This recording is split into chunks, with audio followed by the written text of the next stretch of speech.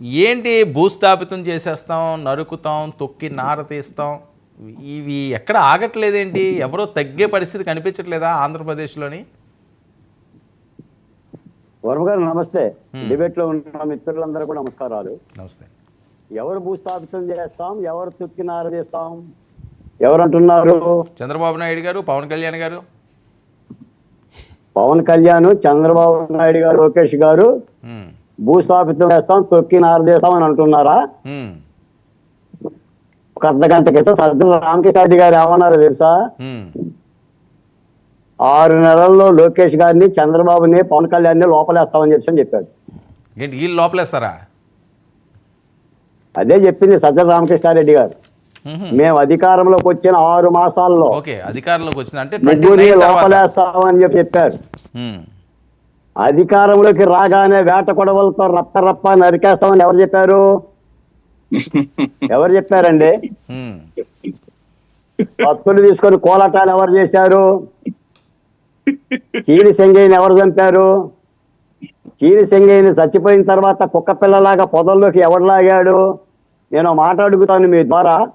ప్రముఖ విశ్లేషకులు కూడా ఈ డిబేట్ లో ఉన్నారు, పెద్దలందరూ కూడా.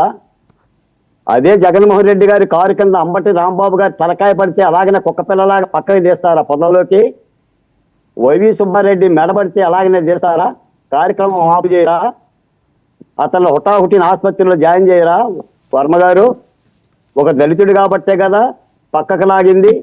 ఇప్పుడు ఇలా బాధ అంతా ఏంటంటే చీని సింగయ్య చనిపోయాడని కాదు, జగన్మోహన్ రెడ్డి గారి మీద మీరు కేసు ఎలా పెడతారు?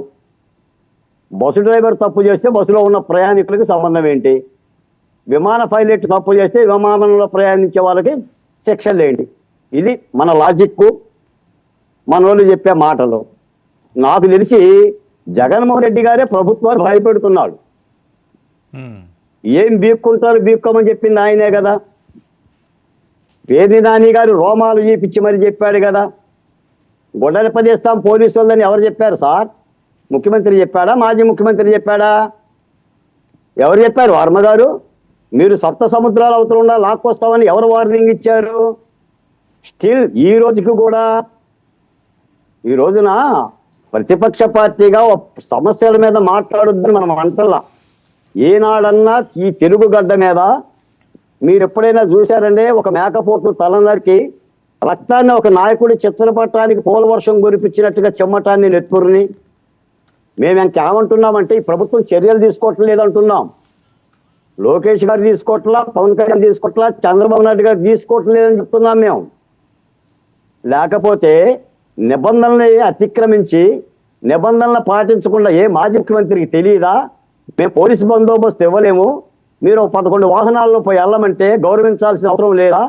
అల్లు అర్జున్ కేసుకి జగన్మోహన్ రెడ్డి కేసుకి తేడా ఏంటి చెప్పండి వర్మ గారు. ఆ రోజు కూడా అల్లు అర్జున్ కారులో బయటకు వచ్చి చేతులు ఊపితేనే కదా మహిళ చనిపోయింది. రేవంత్ రెడ్డి ప్రభుత్వం అరెస్ట్ చేయలేదా? నేను ఒక మాట అడుగుతున్నానండి, A1 కార్ డ్రైవర్ని అరెస్ట్ చేసినప్పుడు జగన్మోహన్ రెడ్డి A2గా ఎందుకు అరెస్ట్ చేయరు? ఈ క్రాష్ పిటిషన్లు ఏంటండి?